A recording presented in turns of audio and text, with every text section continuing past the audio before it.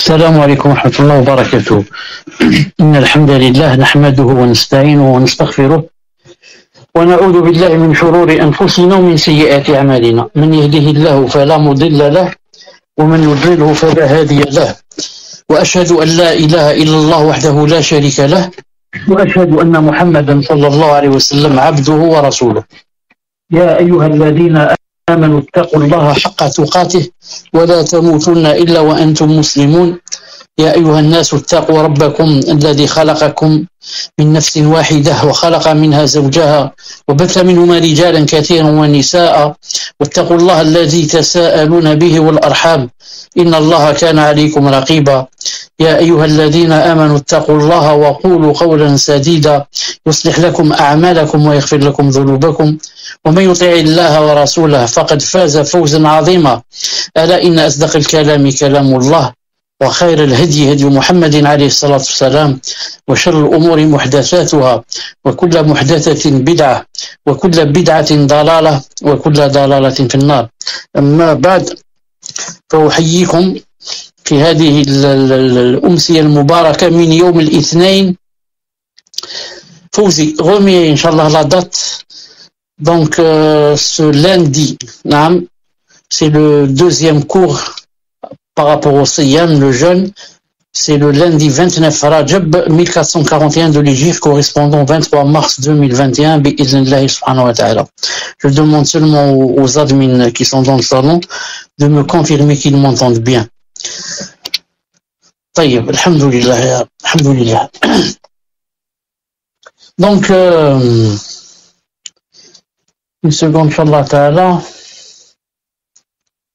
pour commencer.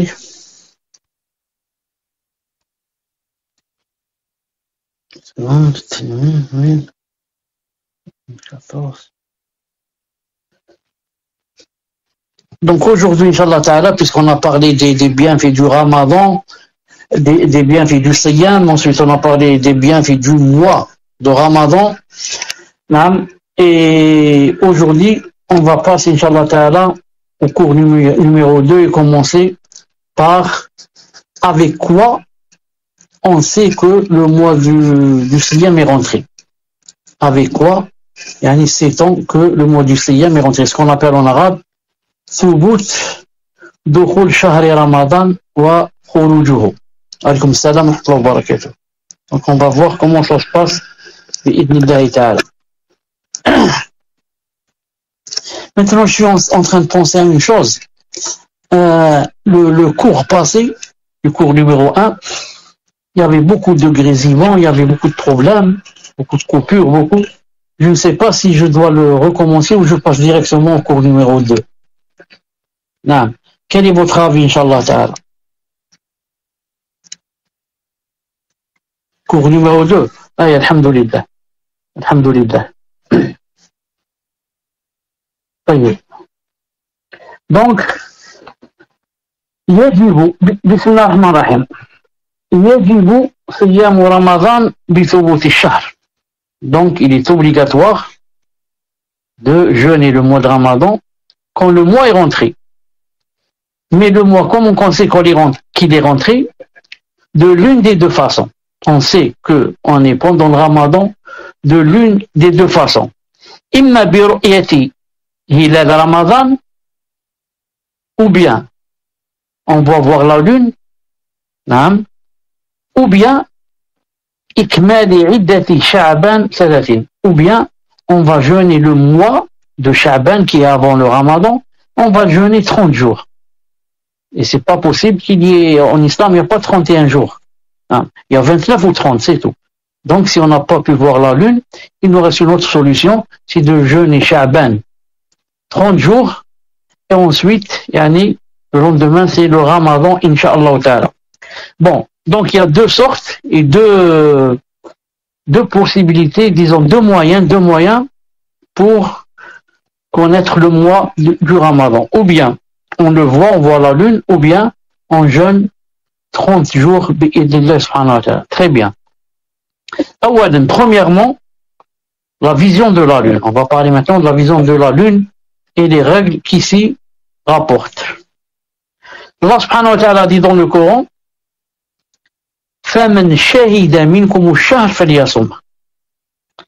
شهر رمضان الذي أنزل فيه القرآن هدى للناس وبينات من هدى والقرآن jusqu'à ce qu'ils disent فمن شهد منكم الشهر فليصم.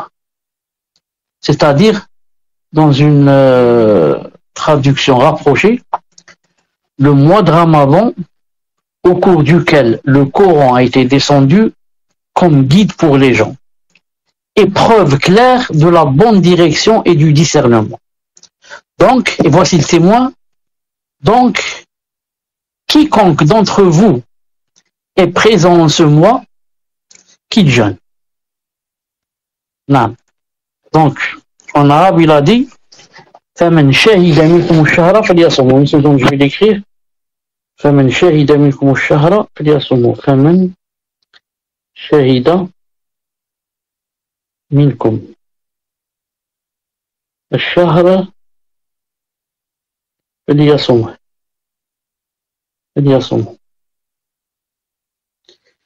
Inch'Allah, on aura un jour ou l'autre le programme qui lui-même envoie les versets, affiche les versets. Donc le verset فَمَنْ شَهِدَ مِنْكُمُ الشَّهْرَ فَلْيَصُمْهُ. Beaucoup se trompent et croient que shahida ici veut dire il a vu. Mais ça ne veut pas dire ici celui qui a vu le mois, c'est-à-dire la lune, qu'il jeûne. Mais ça veut dire shahida, ça veut dire il est présent dans là où il habite. Il n'est pas voyageur. فَمَنْ شَهِدَ مِنْكُمُ الشَّهْرَ, quiconque d'être présent en ce mois qu'il jeûne. Justement, non. Il est présent, c'est ça, il est présent. Et c'est pas quiconque d'entre vous qui a vu. Parce qu'en arabe, on peut dire shahida, shahitu, j'ai vu. Il y a shahitu, j'ai témoigné, il y a j'ai vu. Ici, ça ne veut pas dire j'ai vu, ni j'ai témoigné. Ça veut dire quiconque d'entre vous n'est pas voyageur, il est présent alors qu'il jeûne. C'est le premier verset. Et ensuite, d'après la sunna d'Abdullah ibn Omar radiyallahu ta'ala anhu, que le prophète sallallahu alayhi wa sallam a dit إِذَا رَأَيْتُمُوهُ فَصُومُوا نعم وَإِذَا رَأَيْتُمُوهُ فَأَفْطِرُوا فَإِنْ غُمَّ عَلَيْكُمْ فَاقْدُرُوا لَهُ. Rapporté par le Bukhari et Muslim. Jeûnez à la vision de la lune et rompez le jeûne à sa vision. Et si le ciel est couvert, de façon à ce que vous ne pouvez pas voir la lune, alors évaluez-la. Évaluez-la, c'est-à-dire évaluer la fin du mois. Est-ce que c'est la fin de Shaban ou c'est pas la fin? C'est-à-dire, on va jeûner 30 pour être sûr. Et aussi, à Abdullah ibn Omar, que le prophète sallallahu alayhi wa sallam a dit الشهر 29 ليلة فلا تصوموا حتى تروه فإن غم عليكم فأكملوا العدة 30. رواه البخاري. Le mois, c'est 28 nuits. Ne jeûnez qu'après l'avoir vu, c'est-à-dire la lune. Si le ciel est couvert, alors complétez le nombre de jours de Shaban à 30 jours. Donc, c'est clair que on ne doit jeûner que si on voit la lune. Si on ne la voit pas, alors là, on a la deuxième solution qui va venir tout à l'heure, c'est de compléter le mois de Shaban 30 jours. Cheikh l'Islam Ibn Taymiyyah rahimahullah ta'ala dit, parce qu'il y a beaucoup de gens maintenant qui disent, est-ce qu'on va prendre avec le calcul ou on ne prend pas? Le calcul des astronautes. Là, comment ça s'appelle? C'est pas des astronautes, comment ça s'appelle? J'ai oublié les astronautes, c'est l'Ouest, bon. Ceux qui partent sur les fusées. Astronomique. Non, il y a un calcul astronomique. Est-ce qu'on va prendre avec ça? Les astrologues. Non, est-ce qu'on va prendre avec ça? Avec le calcul des astrologues. Et on a beaucoup qui disent que oui. Non, beaucoup de gens. Je n'ai pas dit savants, beaucoup de gens. Non. Et c'est pour ça que dès maintenant, par exemple, si tu vas voir le calendrier, ils vont te dire le mois de Ramadan, dans 100 ans, c'est tel jour. Dans 20 ans, c'est tel jour. Dans 40 ans. Donc tout est préparé chez eux. Or, la vérité, c'est tout à fait le contraire. C'est qu'on ne peut pas jeûner avec le calcul. Mais on doit jeûner avec quoi? Avec la vision. Avec la vision. Reste que la vision, ce n'est pas interdit d'employer la technologie, d'employer les grands, comment ça s'appelle, avec, c'est pas microscope, les grands, c'est pas magnétoscope, les trucs avec lesquels on voit les étoiles, etc. Les télescopes, barakallahu fik. C'est pas interdit d'employer les derniers télescopes. Mais pour voir avec les yeux, il faut voir avec les yeux et non pas faire des calculs et dire l'an prochain le ramadan sera tel jour et dans 2 ans il sera tel jour. Tout ça c'est faux. Donc Cheikh al-Islam Taymiyya rahimahullah ta'ala a dit الطريق إلى معرفة الهلال هو الرؤية لا غيرها. Le moyen pour connaître la lune, pour voir la lune, c'est la vision. Rien d'autre. Rien d'autre. وضبط مكان الطلوع بالحساب لا يصح. Et le fait de dire que le ramadan ou la lune a été déclaré, disons pas vu, avec les calculs, il a dit لا يصح. Ce n'est pas vrai. C'est faux. فإن نعلم بالاضطرار من دين الإسلام أن العمل في رؤية هلال الصوم والحج أو العدة أو الإيلاء أو غير ذلك من الأحكام المعلقة بالهلال بخبر الحاسب لا يجوز. Il a dit on sait, on est convaincu, d'une façon indubitable dans le din, dans notre din, que le fait de s'appuyer sur que le fait de déclarer qu'on a vu la lune par rapport au siyam, par rapport au hajj, par rapport à la période de viduité, par rapport à tous les jugements qui ont rapport avec l'islam et les règles de l'islam, la yajuz. Ce n'est pas permis de se baser sur les calculs dans ces choses-là. والنصوص المستفيضة عن النبي صلى الله عليه وسلم بذلك كثيرة. Et les hadiths du prophète en ce sens sont innombrables. C'est-à-dire qu'on doit se baser sur la lune, pas sur le calcul. منها قوله صلى الله عليه وسلم, comme sa parole صلى الله عليه وسلم lorsqu'il a dit إن أمة أمية لا نكتب ولا نحسب الشهر هكذا وهكذا, apporté par Bukhari ou Muslim. Qu'a dit le prophète alayhi salam? Il a dit nous sommes une nation illettrée. Nous n'écrivons pas et nous ne procédons pas par calcul pour fixer les jours du mois. C'est-à-dire le mois, il a dit, des fois c'est 29 jours, des fois 30. C'est tout. Si c'est pas 29, on n'a rien vu, on jeûne 30, et alhamdoulilah, le 31, il n'y a pas de 31. Ensuite, le premier jour du ramadan, c'est après le 30. On n'a pas de problème. Cheikh l'Islam a dit, وَقَدْ أَجْمَعَ الْمُسْلِمُونَ بِذَلِكَ. Il a dit, il y a un consensus des musulmans qu'il faut se baser sur la vision et non pas sur les calculs. ولا يعرف فيه خلاف قديم أصلا ولا خلاف حديث. Et il n'y a aucune divergence en cela, ni une divergence chez les anciens, ni chez les contemporains. Sauf, إلا عن بعض المتأخرين من متفقها. Sauf certains متفقها زعما qui prétendent le fiqh, prétendent connaissent le fiqh. الحادثين بعد المئة الثالثة. Après, après les 300 ans. 300 ans, ça veut dire l'époque du prophète, c'est la vision, les sahaba, c'est la vision, tabi'in, c'est tous la vision. Ensuite, est apparu, certains fuqaha sont apparus qui disent Za'ma, prétendent la bonne compréhension de la science, et d'islam qui disent Za'ma, on peut se baser sur les calculs astronomiques. Et ceux qui ont dit ça, Cheikh l'Islam dit, il a dit, ceux qui ont dit c'est permis de se baser sur les calculs, on se base sur les calculs par rapport à soi-même. C'est pas comme ça une fatwa générale, jeûner avec les calculs. Non, c'est-à-dire la personne elle-même, si elle fait des calculs, elle est convaincue qu'elle prenne ça pour elle-même. Il a dit, même ceux qui ont permis, donc ils ont dit c'est pour soi-même, c'est tout, pas pour les autres. Il a dit, وهذا الشاذ Et ça, c'est bizarre. Non, ça, c'est مسبوق بالإجماع على خلافه. Et il contredit, et il contrarie, il est contrarié par le consensus. Le consensus qu'on doit voir la Lune et non pas se baser sur les calculs.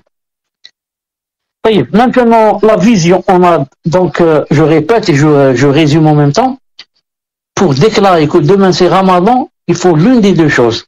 Ou bien voir la Lune, la vision, ou bien terminer Chaban 30 jours, et puisque tous les mois en islam, c'est ou bien 29 ou bien 30, il n'y a pas de 31, donc après le 30e jour, c'est le premier jour du Ramadan. Donc, maintenant on a dit qu'il n'y a pas de calcul en islam. Se baser sur les calculs, c'est faux. Il y a quoi? Il y a la vision. Il y a la vision. Maintenant, comment, ou qui alors, qui aussi, est apte à dire j'ai vu par exemple la Lune. N'importe qui va dire j'ai vu la Lune, on va accepter ça. Il y a quelqu'un qui est sous peut-être, il a bu de l'alcool, c'est pas ce qu'il dit, il dit je viens de voir la Lune par exemple. Est-ce qu'on accepte son témoignage? Ce qu'il faut savoir, رؤية هلال رمضان تثبت بشاهد عدل. La vision du mois de Ramadan se concrétise et elle est valable si un témoin digne de confiance et fiable voit la Lune. Donc, la vision se concrétise par le témoignage d'un musulman fiable et digne de confiance. On a des fiables et dignes de confiance pour sortir qui? Pour sortir le musulman qui n'est pas digne de confiance. Et celui qui n'est pas digne de confiance, qu'est-ce que ça veut dire? Il n'est pas fiable. Ou bien c'est un pervers, c'est toujours un musulman, ou bien c'est quelqu'un, par exemple, qui mélange quand il parle. Quand il parle, il a, comment on dit, amnésique, il oublie, ensuite il dit j'ai vu, j'ai pas vu. Non, quelqu'un qui khallat, voilà, quelqu'un qui fait khallat dans sa tête. Celui-là, on ne va pas accepter de lui, bien sûr, même s'il est digne de confiance. Et il ne peut pas être digne de confiance en ça pour donner le témoignage. Alors, il dara à wahidun, si une personne digne de confiance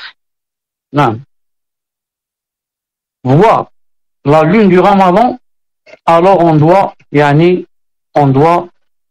prendre de son témoignage chez la plupart des savants, comme Abi Hanifa ou Shafi'i, et la parole de Ahmed aussi, parce qu'Ahmed a deux paroles. La deuxième parole, il dit oui, on prend. Et d'autres, on dit non. D'autres, on dit il faut deux. Il faut deux, sinon on n'accepte pas. Ils ont dit il faut deux, sinon on n'accepte pas. Et ceux qui ont dit il faut deux, c'est l'imam Malik, ou l'Layth, ou l'Awza'i, ou l'Thawri, ou l'Shafi'i dans la deuxième parole. Et beaucoup d'autres. Non. Maintenant, on va donner le délit qu'une seule personne suffit pour la vision du Ramadan et pour commencer à jeûner. Une personne dite de confiance. Le hadith de Abdullah ibn Omar, radiyallahu ta'ala anhu. Avant cela,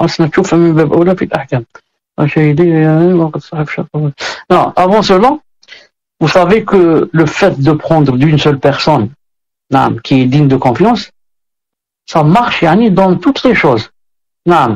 Si une personne est dite de confiance, il y a dans plusieurs cas, on accepte son cas. Pourquoi on n'accepte pas? Donc, ils ont dit la même chose aussi pour le Ramadan. Ça, c'est le premier délit. Le deuxième délit, le hadith d'Abdullah ibn Omar, il a dit Tara an-nas al-hilal. Les gens regardaient le ciel pour voir s'ils pouvaient apercevoir la lune. Fara'aytuhu. Alors, j'ai vu la lune. فأخبرت رسول الله صلى الله عليه وسلم فصام. Alors j'ai informé le prophète alayhi salam que je l'avais vu et il a jeûné. Il a commencé à jeûner. وأمر الناس بصيامه. Et il a ordonné aux gens de jeûner. C'est un hadith qui se trouve dans Sahih Abi Daoud. Donc ça c'est une preuve claire qu'Abdullah ibn Omar, qui est digne de confiance, a vu la lune, il a informé le prophète islam, le prophète islam a accepté de lui, il a jeûné et a ordonné aux gens de jeûner. Voilà le délit de ceux qui disent une seule personne suffit si elle est fiable. Et quand on a dit une personne suffit, cette personne, qu'elle soit un homme ou qu'elle soit une femme, ce n'est pas obligé que ce soit un homme qui dise j'ai vu la lune. Une femme digne de confiance, si elle a dit j'ai vu la lune, on accepte son témoignage. D'après quoi? D'après la parole la plus forte des savants, parce qu'il y a une divergence. Et c'est le madhab des Hanabila, des Hanbalites. Et c'est aussi la parole de Abi Hanifa, naam, et la parole de Ibn Hazm, rahimahullah ta'ala. Ça c'est par rapport à quoi? Par rapport à la lune du Ramadan. Et maintenant, quand le Ramadan se termine, pour pouvoir manger pendant Shawwal, premier jour du Shawwal, on va pas jeûner, on va manger. Mais il faut aussi voir la lune pour manger. Si on ne voit pas la lune, on ne peut pas. On ne peut pas, bien sûr, sauf si on a jeûné 30 jours. C'est le moyen. Donc pour la lune maintenant de Shawwal, est-ce qu'il faut aussi une personne suffit ou bien il y a autre chose? Réponse: فقد اتفق الفقهاء على أنه لا يكفي في إثبات هلال شوال شهادة واحد. سبحان الله العظيم. Tous les exégètes, ou disons les fuqaha, les exégètes c'est surtout c'est le Coran. Donc les hommes de science, naam, sont unanimes, naam, pour dire que ça ne suffit pas une seule personne et un seul témoignage par rapport à la vision de la lune de Shawwal. Mais par contre, on n'accepte que s'il y a deux personnes fiables. On n'accepte que s'il y a deux personnes fiables. C'est l'avis de la plupart des ulama. وخالف في ذلك ابن حزم وأيده الشوكاني. Ibn Hazm rahimahullah ta'ala et aussi Shawkani ne sont pas de cet avis. Ils ont dit une seule personne suffit. Et leur dalil c'est quoi?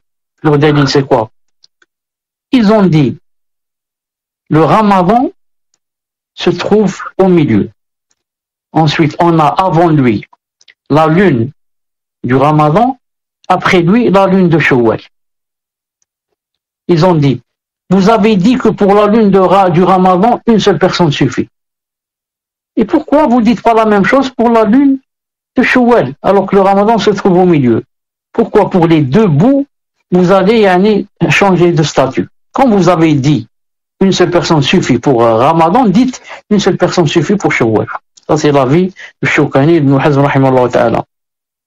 Et la plupart des savants, qu'est-ce qu'ils ont dit? Ils ont dit non. Par rapport à la rentrée du Ramadan, une seule personne suffit. Et par rapport à Shawwal, pour finir le Ramadan et commencer à manger, il faut deux personnes fiables, pas une seule. Non. Et c'est quoi leur dalil? Ils ont dit, voilà, on va donner le dalil. Avant de dire on va donner le dalil, je vais voir si vous avez un peu suivi. Quelle est la preuve qu'ont donné ceux qui ont dit que une personne suffit pour les deux, pour la rentrée et la sortie du Ramadan? Quelle est leur preuve? Qu'est-ce qu'ils ont dit?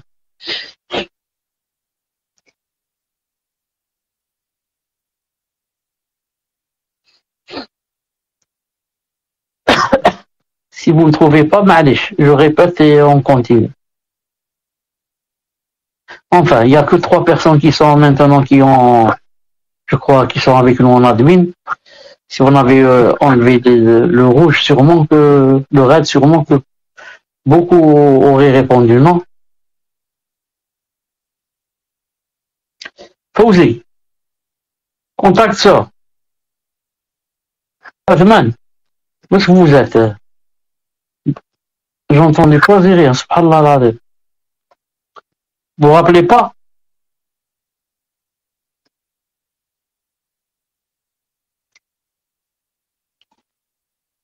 Malish, je répète donc.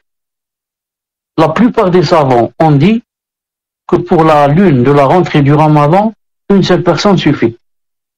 Mais pour quitter le Ramadan, la lune de Shawwal, il faut 2 personnes. Et d'autres, comme Ibn Hazm et Shawkani, ont dit non. on dit une seule personne suffit pour le Ramadan et pour Shawwal. Leur dalil, c'est quoi?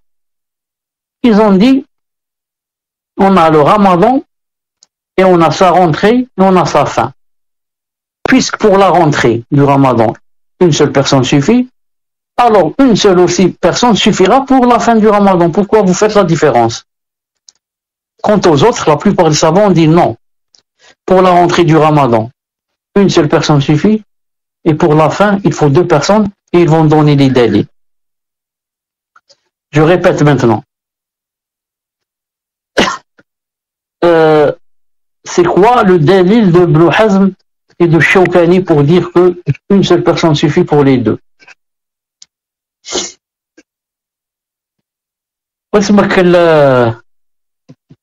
Fawzi, écrit numéro 1 si tu m'entends.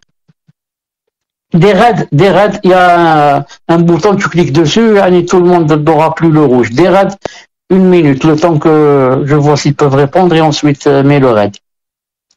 Parce que, pourquoi je demande comme ça? Parce que si personne ne comprend ce que je suis en train de dire, donc pourquoi faire le cours? Puisque une question simple, je vois pas de réponse. Le fait qu'il faille qu'une personne pour le Ramadan était moins important. Non, c'est pas ça la réponse. Fawzi, est-ce que tu as enlevé le raid? معليش سمير معليش خلي معليش نشوف الاخرين s'ils entendaient معليش. Je ne peux pas استنى تشوف. Je peux moi بإذن الله استنى تشوف.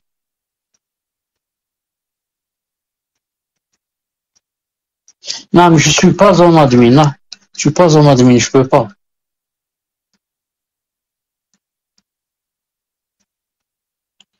C'est pas tu enlèves à chaque personne. Cher, en fait, apparemment, on peut lever que le raid que sur chaque personne. Donc, j'ai enlevé sur la file d'attente les 5 premières personnes. Les 5 premières personnes, voilà, sont en train de répondre. Donc, dû sortir et revenir. Hein. Ça y est, on continue, Inch'Allah Ta'ala.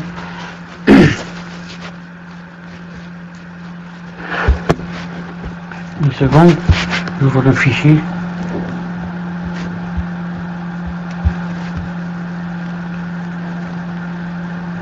Une seconde.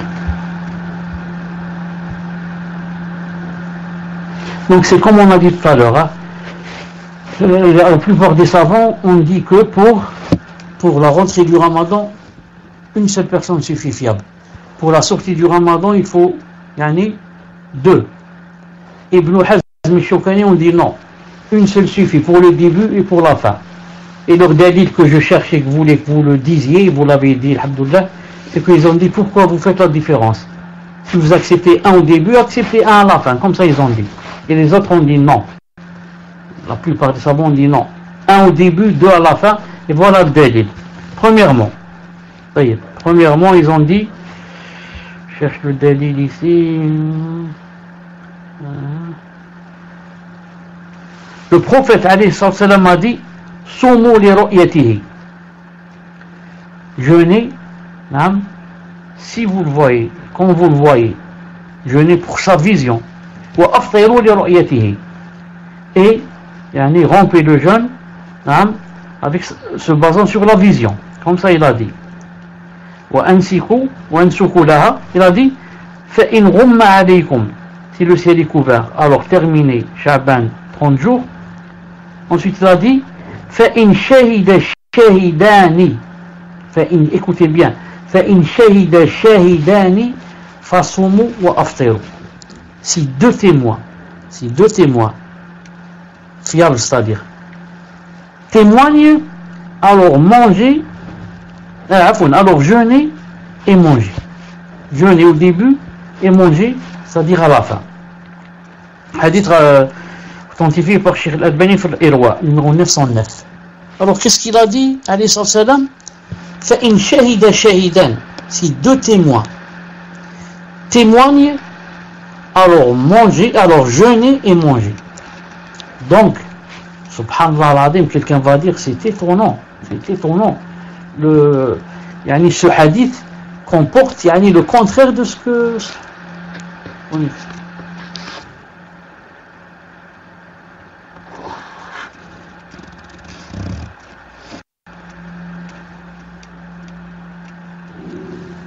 Je disais que ce hadith comporte le contraire de ce qu'ont demandé les autres. Attendez, je ne suis pas connecté une seconde. Rentrer dans le salon. Pour que je puisse voir le salon une seconde. Petite bouche qui là, salon.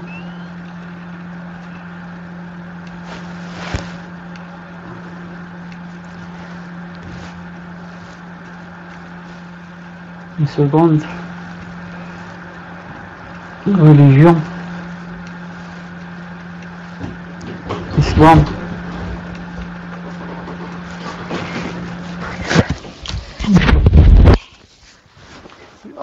On continue, Inch'Allah Ta'ala. Une seconde. Oh, je veux rentrer dans le salon là.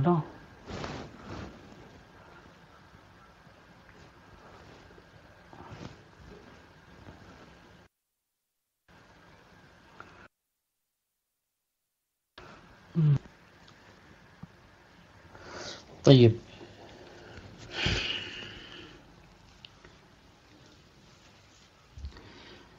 vous m'entendez maintenant?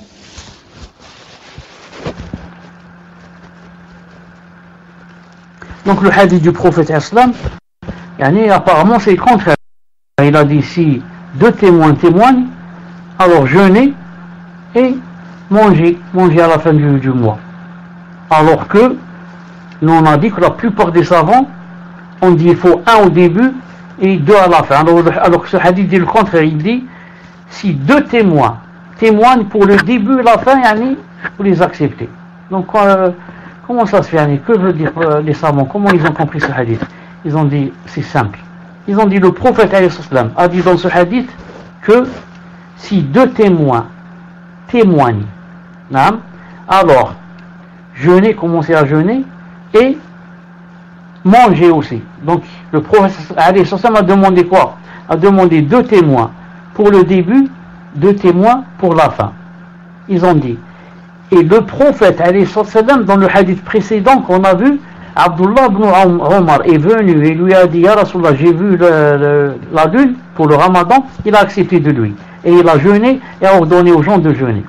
Ils ont dit, donc, alhamdoulilah, le hadith qui a dit et qui demande deux pour le début, deux pour la fin, on a maintenant pour le début le hadith de Abdullah ibn Omar, comme quoi le prophète Hassan a accepté une seule personne. Donc, on prend avec la sunna, comme quoi une personne suffit pour le début, et on reste avec ce hadith qui dit il faut deux pour la fin. Alhamdoulilah, ils ont dit on n'a pas de problème, bidna ta'ala. Et si vous n'avez pas compris comment les savants se sont basés sur ce hadith, je réexplique. Dans le sens où les œuvres ne dépendent que de leur fin, peut-être. Non. Le hadith, qu'est-ce qu'il a dit? Il a dit il faut deux pour le début, deux pour la fin. Ensuite, le prophète lui-même a accepté un pour le début. Il a accepté le hadith d'Abdullah ibn Omar, ça? Il a accepté. Donc les savants ont dit, nous on se base sur le 1 par rapport à la rentrée du Ramadan, le hadith d'Abdullah ibn Omar, et le hadith qui a demandé deux ne change pas, il reste toujours deux, mais c'est pour la fin, pas pour le début. Le début, on a le hadith d'Abdullah ibn Omar. Maintenant, si une personne voit la lune, elle est toute seule.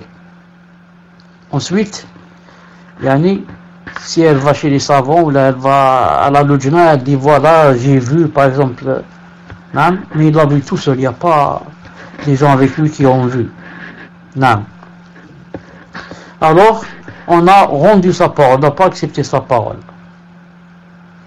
peut-être qu'il n'est pas fiable, peut-être, enfin, ils n'ont pas accepté. C'est pas comme Abdullah ibn Omar qui est venu, le prophète sallam le connaît très bien, il a accepté direct de lui. Mais ici, il y a quelqu'un qui vient, il dit, voilà, on ne connaît pas, il dit, j'ai vu le Hilal. Alors maintenant, on ne connaît pas. Il faudrait qu'il soit fiable, des preuves qui soient fiables et dignes de confiance.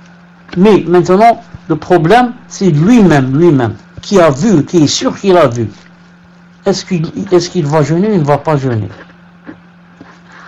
Par rapport aux autres gens, les gens ne vont pas accepter de lui. C'est normal. Mais par rapport à lui, est-ce qu'il va jeûner ou il ne jeûne pas? Qu'est-ce qu'il fait? Il a vu la lune. Il est très sûr de l'avoir vu. Il peut jurer par Allah et tous ses noms qu'il a vu la lune. Ici, il y a trois avis. Le premier avis, qu'est-ce qu'il dit? يعمل برؤيته وبرؤية نفسه في الموضعين. Ils ont dit, s'il voit la lune, il dit j'ai vu la lune du Ramadan, et il dit j'ai vu la lune aussi, j'ai vu par exemple la lune de Shawwal après, c'est pas obligé que ce soit la même personne, mais on parle d'une personne qui peut-être a vu ça et a vu ça. Le premier avis dit, il jeûne, et quand s'il voit encore la lune de Shawwal, il mange. Il a dit, donc il prend le madhab de Shafi'i et riwaya de Ahmed et le madhab de Ibn Hazm. Pourquoi? Le verset a dit فَمَنْ شَهِدَ مِنْكُمُ الشَّهْرَ فَلْيَصُمْ. Le verset a dit quiconque est présent pendant le mois alors qu'il jeûne. Mais ils ont dit qu'il fasse ça secrètement, pas devant tout le monde. Sinon les gens vont dire celui-là qu'est-ce qu'il fait? Il est en train de manger le Ramadan. Donc qu'il fasse ça en cachette. Ça c'est le premier avis. Deuxième avis, c'est tout à fait le contraire du premier. La ya'malu bi ru'yatihi. Il ne doit pas se baser sur son propre témoignage, mais plutôt il doit jeûner avec les gens et manger avec les gens. Et ça c'est une riwaya de Imam Ahmed, et c'est l'avis de Cheikh al-Islam Ibn Taymiyyah.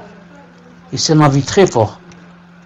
Même tu as vu avec tes propres yeux et tu ne sens pas. Et tu as vu avec tes propres yeux la lune et tu ne manges pas pendant, si c'est l'Aïd. Pourquoi? Parce que tu es tout seul. Tu as vu toi, qui es-tu toi? Il a dit ça, c'est le deuxième avis. Et la preuve,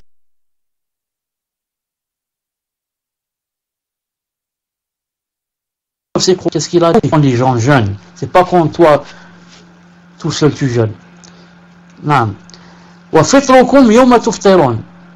Et la rupture du jeûne, c'est quand les gens rompent le jeûne. Les gens, toujours les gens. Et votre l'Aïd, c'est quand les gens s'en égorgent, ou là une personne va jeûner, ou là une personne va manger. Il faut que ce soit des gens, par communauté. Et ça, c'est un hadith authentique rapporté par Al-Bani dans l'Irwa numéro 905. C'est l'avis de Cheikh l'Islam. C'est tout à fait le contraire du premier avis qui a dit si tu vois le Ramadan, jeûne. Et si tu vois la lune Shawwal, mange. Premier avis. Deuxième avis, c'est le contraire. Ni tu manges, ni tu jeûnes. Si tu le vois tout seul. À cause du hadith, le jeûne, c'est quand les gens jeûnent. Le fait, la rupture, c'est quand les gens rompent. Et l'adha, l'égorgement de la robe, c'est quand les gens font l'Aïd. C'est pas une seule personne qui le fait. Ça, c'est le deuxième avis. Troisième avis, il y a son bi ru'yatihi.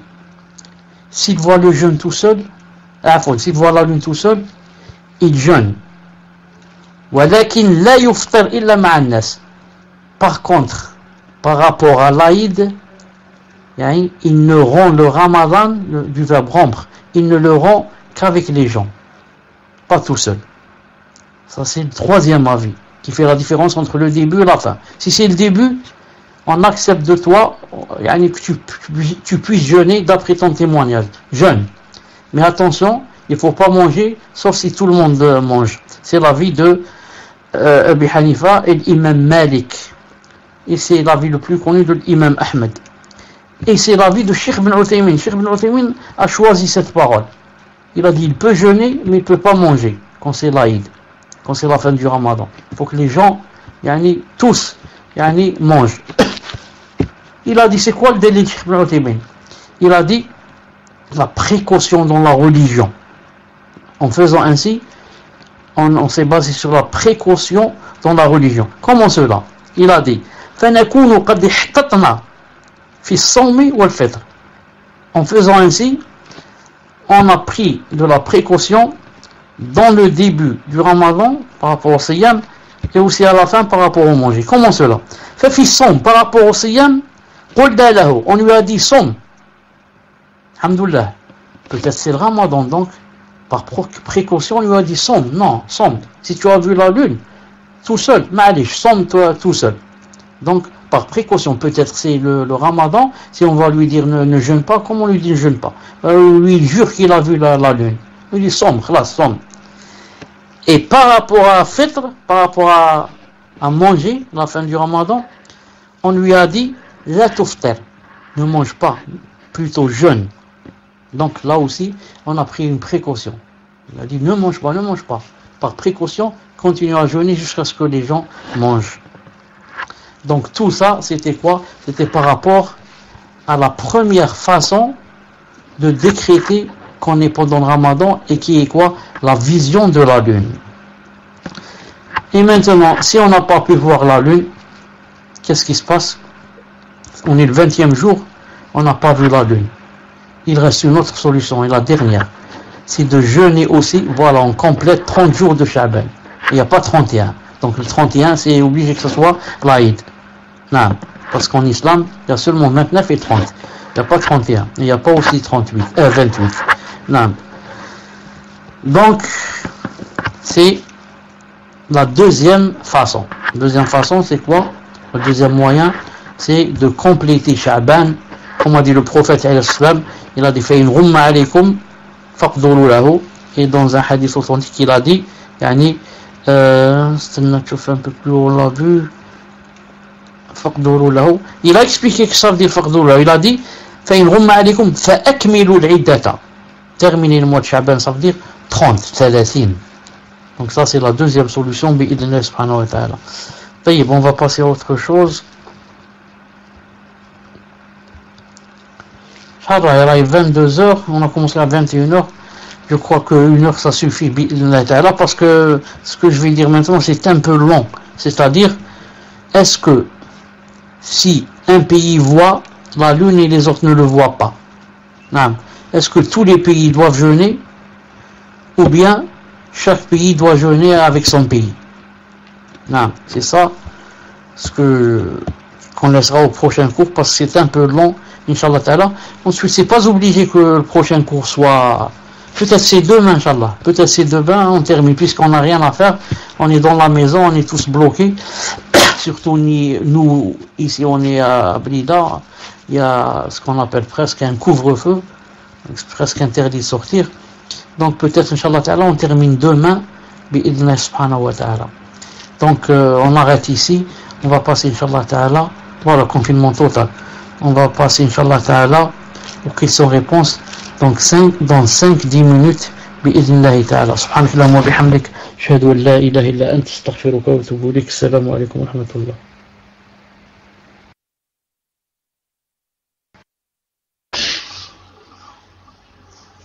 Barakallahu fikum, cher, pour ce cours. Donc, nous allons passer aux questions-réponses. À savoir que les questions que nous allons récupérer, c'est une question par personne. Pour les questions pour les frères, c'est moi-même qui va venir récupérer vos questions. Et pour les sœurs, c'est la sœur contact sœur qui se chargera de venir vous voir. Donc, je demande aux sœurs d'ouvrir leur PV à la sœur contact sœur. Et Samir, je crois que c'est 10 questions. Samir, si tu as quelque chose à rajouter, Inch'Allah, prends le mic.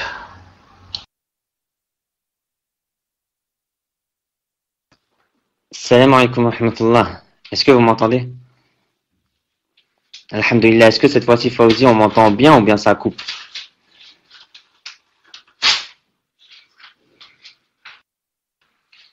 Alhamdulillah. Donc oui, c'est une question par personne comme l'a stipulé Fawzi, hafizahullah.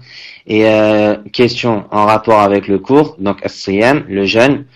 Et prenez le temps de bien rédiger vos questions. Prenez le temps de bien rédiger vos questions afin qu'elles soient bien lisibles, faciles à comprendre.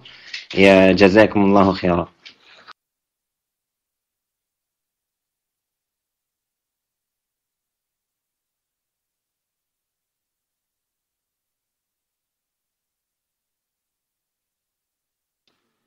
Salam alaikum, cheikh, vous m'entendez?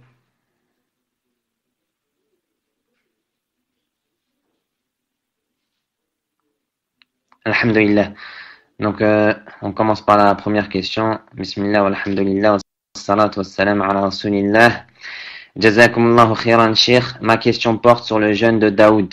Est-ce que le fait de jeûner par exemple uniquement le vendredi sans le faire précéder d'un jour ou de jeûner le jour suivant est interdit si on met dans notre intention de jeûner le jeûne de Daoud alayhi salam? Barakallahu fikum. Salam alaikum, est-ce que vous m'entendez? En fait, l'yom, c'est un cas un peu spécial parce que pour que vous compreniez un peu ce qui se passe et les ruptures, pour que vous compreniez cela, il faut vous mettre que je vous mette dans la réalité avec moi. Donc moi, je suis en train de faire le cours avec un téléphone, pas avec le micro, parce que le micro il a des problèmes. Oui. Donc pas avec le laptop. Donc je suis en train de faire le cours en parlant d'un téléphone. Et en même temps, quand je parlais tout à l'heure, je lisais en lisant d'une tablette. Donc une tablette pour lire, les yeux sur une tablette, les yeux sur le téléphone pour parler, et le laptop là en face de moi, pour voir dans le salon qu'est-ce que j'écris, qu'est-ce que vous écrivez, comme ça. Donc c'est compliqué de synchroniser entre les trois à la fois. C'est pour ça, des fois je me connecte ici, je me connecte là-bas. Taïeb. Maintenant, pour répondre à la question, je dis, il n'y a pas de problème pour celui qui jeûne.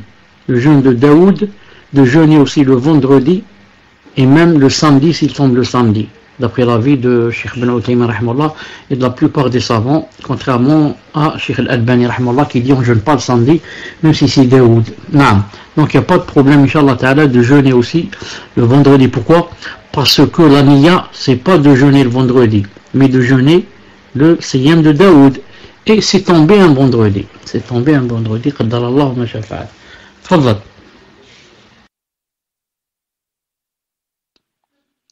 Jazakumullahu khairan, barakallahu fikum, cheikh. Donc, deuxième question.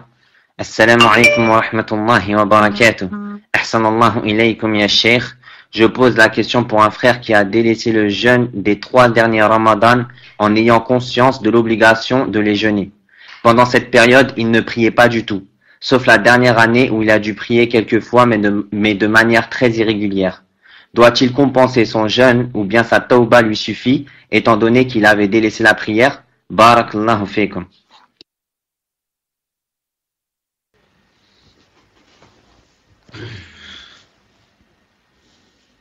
Vous m'entendez? Taïeb. C'est difficile un peu de prendre le micro sur le téléphone. C'est difficile de prendre le microphone sur le téléphone. Ma'alish. Donc la question, par rapport à la réponse à cette question, s'il doit rattraper ou pas, on va dire, si le fait de délaisser la prière, ça rentre dans la mécréance, dans ce cas, il commence la tauba de nouveau. Et c'est une nouvelle page. Mais si ça ne sort pas fait pas sortir de l'islam, d'après l'avis de beaucoup de savants aussi, dans ce cas, il a fait un grand péché en délaissant tous ces jours et tous ces mois.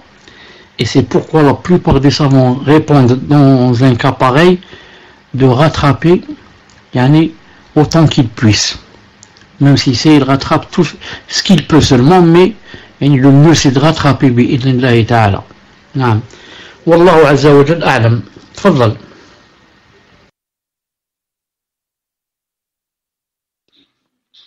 Barakallahu fikum, cheikh. Donc, troisième question. Assalamu alaikum wa rahmatullahi wa barakatuh. Je ne peux jeûner pour des raisons de diabète, entre parenthèses type 1. Je voudrais savoir si le fait de faire nourrir des pauvres en Algérie par le biais d'une sœur qui s'occupe d'une association, combien de pauvres dois-je nourrir ou puis-je nourrir le même pauvre pendant 30 jours? Barakallahu fikum. Vous m'entendez, Inch'Allah? C'est possible, Inch'Allah Ta'ala, de faire nourrir dans un autre pays. Le mieux, c'est de nourrir dans notre pays où on a jeûné. C'est le mieux, mais ce n'est pas une obligation. Si maintenant on a les moyens, par exemple, de nourrir dans un autre pays, c'est plus facile, il n'y a pas de problème, Inch'Allah Ta'ala. Et le fait de nourrir pour celui qui ne jeûne pas, pour des raisons valables, c'est 1,5 kg de riz, ou d'haricots, ou de lentilles, ou de dattes, pour chaque personne. Pour chaque personne. Non. Et c'est possible de les donner à une seule personne, c'est possible. Contrairement, si on a la kafara du hant, par exemple, on a juré et on n'a pas fait la chose, alors on doit faire nourrir 10 pauvres. Les 10 pauvres doivent être différents dans ce cas. Et dans le cas où on nourrit pour avoir mangé, pour l'expiation, ma'alish, c'est quoi? Ma'alish de donner à la même personne, même si donner à différentes personnes est mieux. Quand je dis mieux, ça veut dire que ce n'est pas obligatoire, bi'idhnillahi ta'ala. Tfaddal.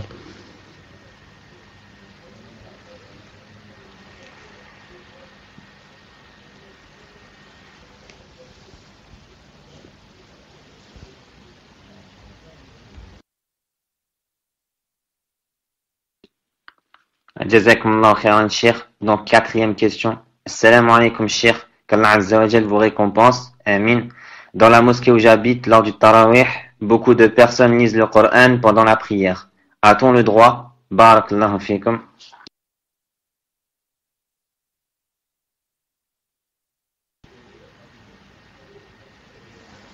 Le prophète, alayhi salam, a dit dans un hadith authentifié par Cheikh Al-Albani, rahimahullah ta'ala, écrivez mon numéro 1 quand je parle, dans un hadith authentifié par Cheikh Al-Albani, rahimahullah ta'ala, qu'est-ce qu'il a dit, alayhi salam? Il a dit uskunu fi salatikum, ou bien uskunu fi salat, c'est-à-dire dans la salat, restez immobile. Uskunu. Donc quand quelqu'un prend le livre et il lit, il a contrarié ce hadith. Dans ce hadith, tu fais le maximum pour ne pas bouger. Alors celui-là, il prend un livre et il lit et il tourne les pages. Et le Coran a été descendu. Pourquoi? C'est pour l'écouter. Quand l'imam ou quelqu'un lit le Coran et récite, on doit l'écouter. Et non pas lire avec lui. C'est ça la sunna. Et c'est ça le mieux.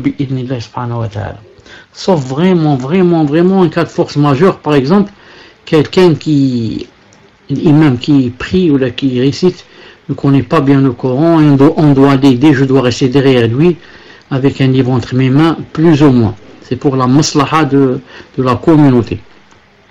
Et c'est permis aussi pour celui qui lit tout seul. Si dans la maison je veux prendre le Coran entre les mains et lire pour prier la nuit, par exemple, c'est possible. Ou de le mettre en face de moi et de lire avec mes yeux et de prier la nuit pour celui qui ne connaît pas le Coran. C'est possible.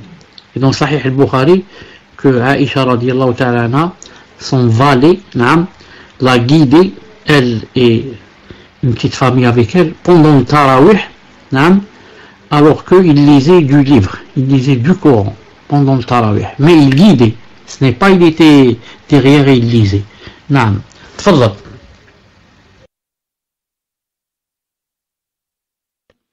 Barakallahu fikum, Cheikh. Donc, 5e question. Qu'Allah vous préserve, amin.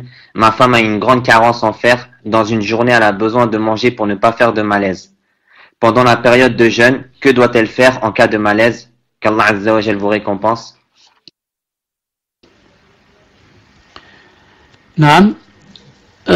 Quand une personne, en général, quand une personne jeûne et qu'elle voit qu'à un certain moment, elle ne peut plus. Quand je dis ne peut plus, ça ne veut pas dire seulement à la fin.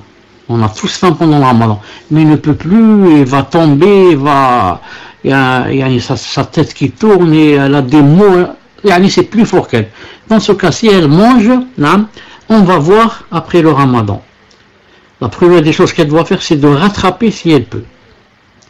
Mais si cette personne est malade d'une maladie incurable et que jamais elle ne peut jeûner, dans ce cas, pour chaque jour mangé, elle doit nourrir un porc.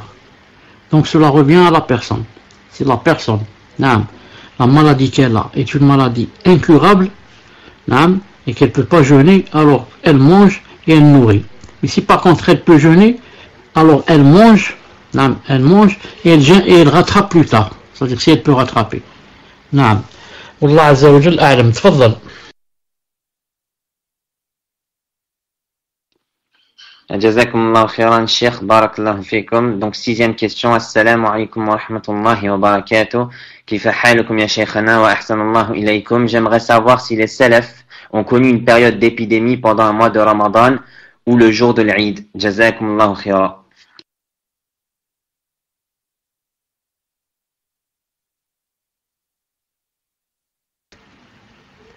Pendant ces deux dates qu'a cité la personne exactement, je ne sais pas. Mais les épidémies, ils ont vraiment connu beaucoup plus que nous. Beaucoup. Ibn Kathir raconte dans le Bidaya ou Nihaya, et beaucoup d'autres racontent que les épidémies qui se sont passées au Sham, en Irak et à Hijaz, vraiment des choses très graves. Et ce qui nous est arrivé aujourd'hui, nous aussi, vraiment, c'est... Qu'est-ce qu'on dit? C'est la personne doit accepter le qada et le qadr d'Allah subhanahu wa ta'ala. Il doit patienter. C'est une épreuve, une grande épreuve pour les musulmans et pour tout le monde. Alors je profite ici pour vous dire quelque chose. Attendez, donnez-moi quelques secondes, inshallah ta'ala. Je trouve que c'est quelque chose que j'ai trouvé qu'une personne a cité qui m'a beaucoup plu. Et ça a rapport avec ce que nous vivons, bi'idhnillah subhanahu wa ta'ala. Alors avant cela, vous savez que ce qui est en train d'arriver à la Ummah et au monde en général, ça vient d'Allah subhanahu wa ta'ala. Tout le monde sait ça, bien sûr. Et ça vient aussi et surtout, l'école c'est quoi? C'est nos péchés. Et les péchés, des gens. Et la perversité des gens, le kufr des gens, le sihr des gens, et comme ça. Et cette épreuve qui est venue, le corona, qui s'appelle en français, je ne sais pas, c'est vraiment une des grandes preuves, non seulement coronavirus, non seulement de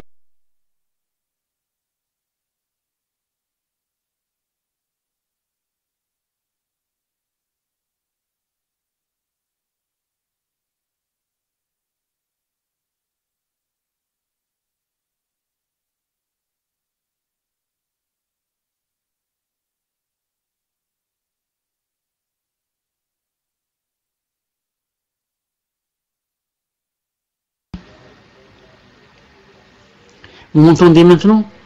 Vous m'entendez? Non, je disais que si Allah subhanahu wa ta'ala veut une chose, personne ne peut la repousser. Non, maintenant, qu'ils essayent tout ce qu'ils peuvent. Si Allah subhanahu wa ta'ala ne veut pas lever, non, cette épreuve, elle restera toujours. Et regardez combien de morts en quelques temps seulement. Et regardez qui a causé toute cette mort. Est-ce que Allah subhanahu wa ta'ala a fait descendre un ange? Un seul ange, vous savez les anges comment qu'ils sont. Un seul ange, il a des pieds dans la dernière terre, la plus profonde, et sa tête sous le trône d'Allah subhanahu wa ta'ala.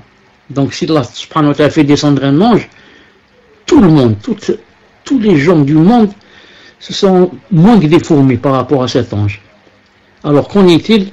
Allah subhanahu wa ta'ala a envoyé un petit soldat, un petit virus qu'on ne peut même pas voir. Avec quoi? Peut-être avec le microscope. Attendez, peut-être je suis déconnecté. Attendez, je vais voir. Est-ce que vous m'entendez ou bien je suis déconnecté?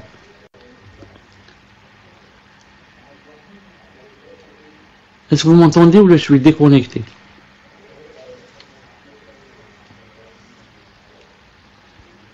Est-ce que vous m'entendez ou je suis déconnecté?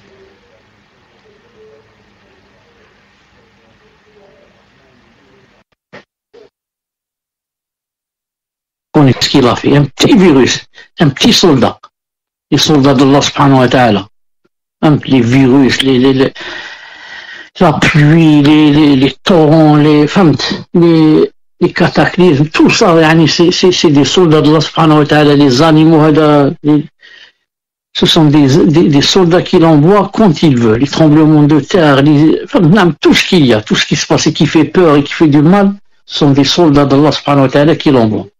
Non, des fois, qu'est-ce qu'il a envoyé à Pharaon? Qu'est-ce qu'il lui a envoyé? Il a envoyé les grenouilles, il a envoyé le sang, les poux. Tout ça, ce sont aussi des soldats. Des soldats. Non. Al-Muhim. Si je peux vous lire, je ne sais pas si je peux en même temps être sur mon téléphone et lire une chose. Je ne sais pas. Une seconde, si je peux lire. Vous me dites d'accord, vous me confirmez d'ailleurs. Une seconde.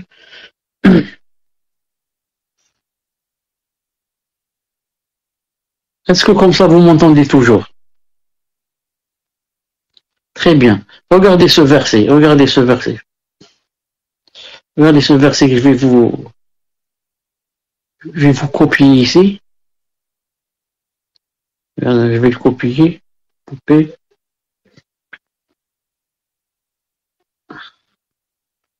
Regardez ici ce... Non.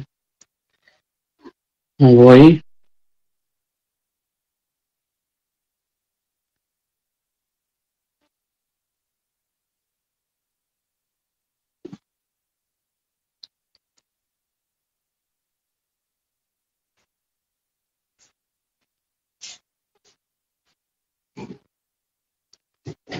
Vous avez remarqué ce verset? Vous voyez avec moi? Ne voit-il pas que chaque année, on les éprouve une ou deux fois. Malgré cela, ils ne se repentent pas, ni ils se souviennent. Regardez ce verset, subhanallah, très clair. ولا يرون أنهم يفتنون في كل عام مرة ومرتين ثم لا يتوبون ولا هم يذكرون. Subhanallah. Ne voit-il pas que chaque année, on les éprouve une ou deux fois au moins. Malgré cela, ils ne se repentent pas, ils ne se souviennent pas. Pourquoi Allah subhanahu wa ta'ala donne ces épreuves? Pour qu'ils se repentent et ils se souviennent. Mais eux, ils ne font pas ça. Subhanallah al-Azim. Alors que nous, quand on voit quelque chose pareil, ça veut dire on se repent au maximum. On ne doit pas oublier. On ne doit pas oublier que ça peut arriver à tout moment et ça peut arriver plus grave que cela. Ça c'est le premier verset. Regardez un deuxième verset que je veux vous montrer. Une seconde.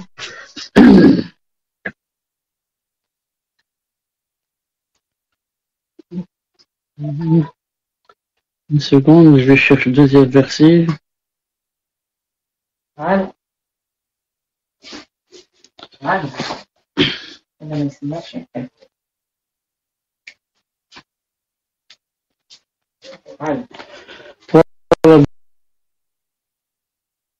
Deuxième verset. Très rare.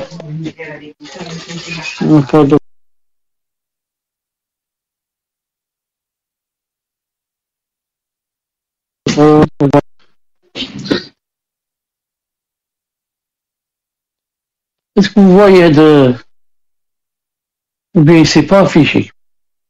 Je vois que c'est pas affiché chez vous. Vous m'entendez d'abord? Vous m'entendez?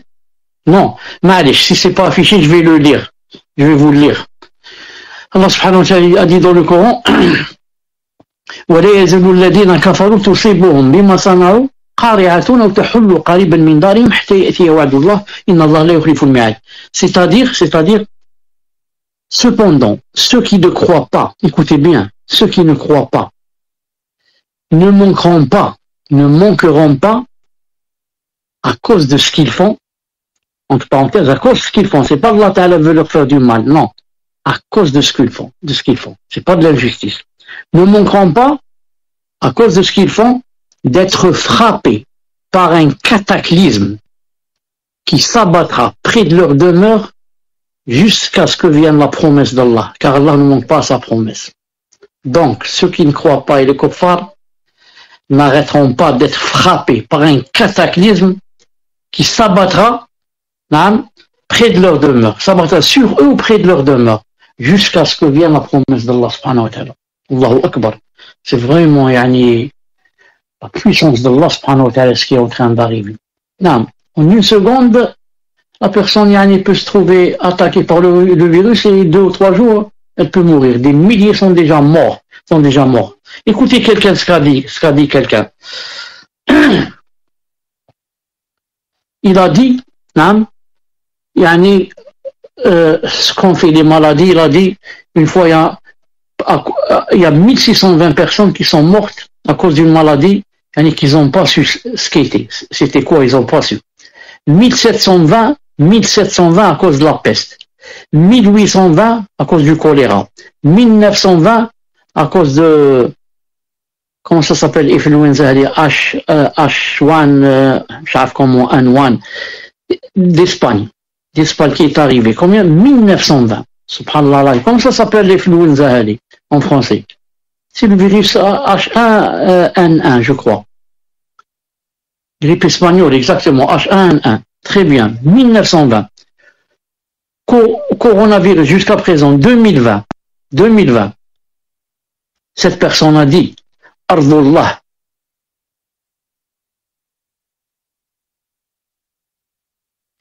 Maintenant vous m'entendez.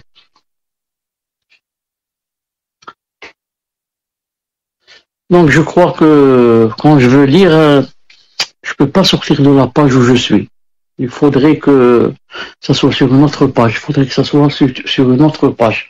Donc je vais voir comment faire. Je vais voir si j'ai sur la tablette là. Non. Une seconde.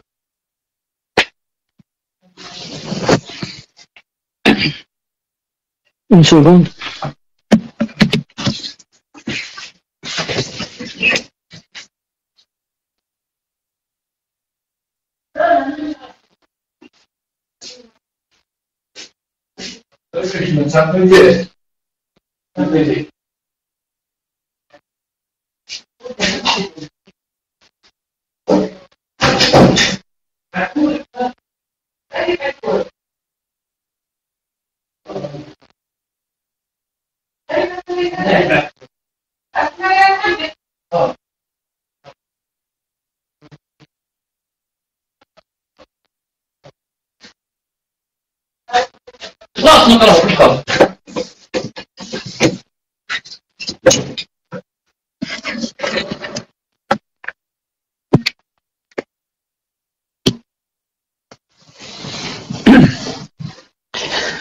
Parce qu'on est toujours connecté.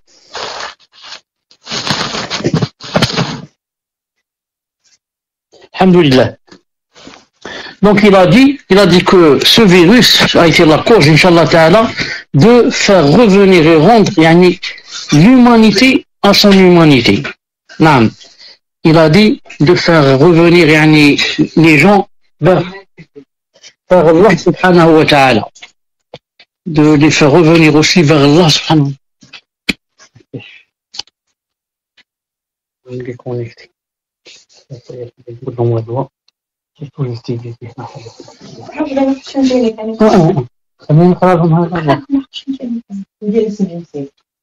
Vous m'écoutez maintenant? Ça c'est déconnecté, subhanallah al-azim. Il a dit, il a été la cause pour faire revenir les gens, Inch'Allah Ta'ala, vers Allah subhanahu wa ta'ala. Il a dit ensuite, ça suffit à ce virus, de fierté, qu'il a été la cause de la fermeture de tous les bars et de tous les dancing et de tous les cabarets et de tous les endroits, de tout endroit et tous les endroits où on venait faire la perversité et la zina et le haram. Il a dit, ça lui suffit comme fierté d'avoir été la cause de tout cela. Il a dit, ça lui suffit aussi de fierté, qu'il a été la cause de faire descendre même l'usure. L'usure, le taux est descendu parce que maintenant l'irtisad, c'est ça s'appelle en français l'irtisad, l'économie presque de tout le monde entier, elle est vraiment dans la chute. Vous savez que le pétrole est descendu à 30 ou moins de 30. Donc, tout le monde a peur de, peut-être la famine, peut-être, si je dis pas la fin du monde. Il a été, ça lui suffit aussi comme fierté, qu'il a été la cause de faire réunir tous les membres de la famille dans leur maison. Vous savez que maintenant avec l'internet et le téléphone, on rencontre pas la famille, ni nos enfants. Les enfants quand ils rentrent à la maison, chacun prend son téléphone. Une famille peut se rencontrer mais ne pas se parler peut-être 1 heure, chacun avec son téléphone. Ça ou là. Non. Et les veillées, il a été donc, alhamdoulilah, ça lui suffit comme fierté d'avoir regroupé toutes les familles dans leur maison. Ça lui suffit aussi, il a dit, comme fierté. Ça lui suffit aussi comme fierté. Qu'est-ce qu'il a dit aussi? Que maintenant, les grandes sociétés, les grands lobbies, les grands ont reconnu que c'était pas, ça se faisait pas et que c'était, disons, illicite. Bon, eux, ils reconnaissent pas, ils disent pas la chose est illicite, mais ils ont reconnu maintenant que manger de la charogne, et manger ce qui se mange pas en islam, comme donc les chauves-souris, comme les serpents, comme tout ce qu'a interdit l'islam. C'est la cause, certains disent, ça a été la cause de coronavirus là. Pourquoi? Parce que c'est venu de la Chine, ça a commencé par la Chine, où ils mangent tout ça. Ils mangent les serpents, les grenouilles, ils mangent tout. Maintenant, beaucoup reconnaissent que ça c'était la cause.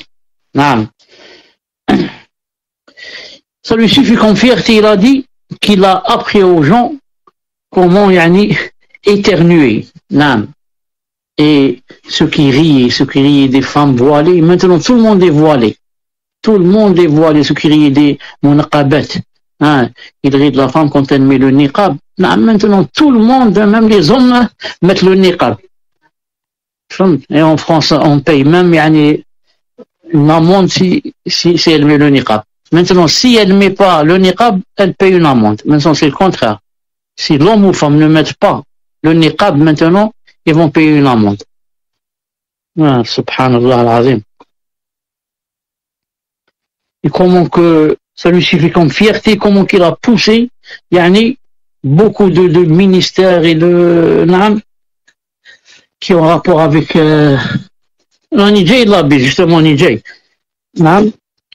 Il a poussé même beaucoup ce qui a rapport avec les ministères de la santé, etc., tout ce qui est santé, à reconnaître quoi? À reconnaître le danger de fumer, par exemple la chicha et autres. De fumer, surtout la chicha et autres. C'est l'une aussi des grandes causes qui transporte le virus. Et ça lui suffit aussi comme fierté que de grandes personnalités, des ministres et des présidents et des sont maintenant emprisonnés dans leur maison, si ce n'est pas dans leur pièce. On va prendre le cas de Angela Merkel. Elle est maintenant contaminée, Allah ya'afina, elle est emprisonnée dans une chambre. Où est-ce qu'elle est? Alors que c'est quelque chose de une personnalité, grande personnalité. Ça lui suffit comme fierté ce virus. Qu'il a avili le mutakabbirin, et ceux qui se montraient que vraiment ce sont des grandes personnalités, il les a avilés et les orgueilleux au point où ils paraissent comme des mendiants. Quand tu le vois avec le virus là, on dirait un mendiant. Il lui reste seulement de tendre sa main. Subhanallah al-Azim. La qudra, la puissance d'Allah subhanahu wa jalla. Et tout ça, yani, il ne veut pas dire. Il ne veut pas, hein. Il vient à la télé, il te dit, voilà, ceci, 1200 morts, mais ceci. Mais il dit jamais qu'il faut revenir à Allah subhanahu wa ta'ala. Ça vient d'Allah subhanahu wa ta'ala. Donc maintenant, quelques-uns en Europe et en Italie qui disent que ça vient du ciel. Du ciel. فهمت؟ نعم. طيب. Et ça lui suffit comme fierté que la plupart maintenant, et beaucoup de gens, sont revenus vers Allah subhanahu wa ta'ala pour demander pardon. Pour demander pardon, pour demander qu'ils ne soient pas touchés par ce virus et qu'ils ne soient pas contaminés. Il faut faire des doigts jours et nuits pour que ça ne nous arrive pas.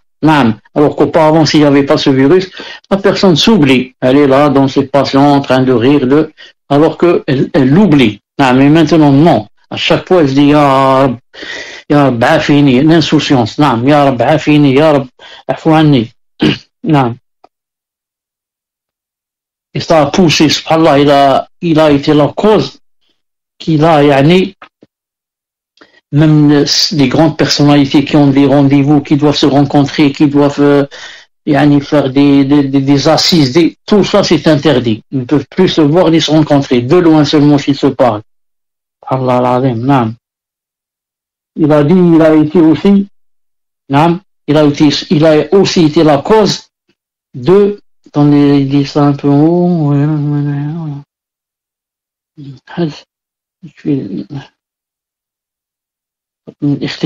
il a été la cause, subhanallah al-Azim, d'être, il a été la cause de mettre fin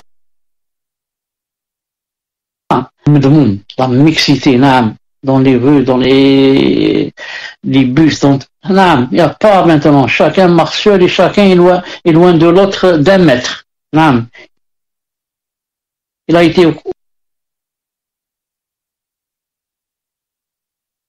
il n'y a plus les bises, ni les embrassades, ni s'enlacer, ni rien, ni avec la famille, ni avec les étrangers. Tout ça, ça ne marche plus maintenant. Subhanallah al-Azim. Subhanallah al-Azim. Ensuite, il a dit, donc, il y a aussi beaucoup d'autres choses qu'il a citées. Il a dit, donc, فَلَا تَلْعَنُوا وَلَا تَسُبُّوا كُورُونَا. Le président de la République a dit, française, à la télé, de ne plus faire la bise. Comment ça faisait du bien d'entendre ça. Inch'Allah, qu'il va dire qu'il faut plus se tendre la main aussi. Il faut plus tendre la main. Donc, conclusion, qu'est-ce qu'il faut? Il faut, attention, ne pas, comment on dit, ne pas injurier, disons, injurier, corona. Et dire Allah yil'an hada al-marad ou ceci, ça. Non, ça vient d'Allah subhanahu wa ta'ala. C'est comme si l'on voit un vent violent qui fait casser ou détruire les maisons ou un tremblement. Tu vas insulter le tremblement de terre. C'est qui l'a envoyé? Il est venu de lui-même. C'est Allah ta'ala qui l'a envoyé. Et le coronavirus, il est venu de lui-même. C'est Allah ta'ala qui l'a envoyé. Si tu l'insultes, tu vas insulter Allah subhanahu wa ta'ala. Mais il faut au contraire demander à Allah subhanahu wa ta'ala de t'en préserver. Et ce n'est pas l'insulter. Non. Donc, on va arrêter ici, Inch'Allah ta'ala, pour aujourd'hui. On va continuer, Inch'Allah ta'ala, si tout va bien, demain, Inch'Allah ta'ala, ou après-demain. Mais il faut possible que ce soit demain, Inch'Allah, puisqu'on est à la maison. Non. On arrête ici, Inch'Allah ta'ala. Subhanak Allahumma bihamdik. Ashhadu an la ilaha illa anta astaghfiruka wa atubu ilayk. Wa jazakumullahu khairan, vous aussi. Assalamu alaikum wa rahmatullah. Aussi une enquête concernant le lavage dans le monde a montré 5e. Étant 50e. Salam alaikum wa rahmatullahi wa barakatuh.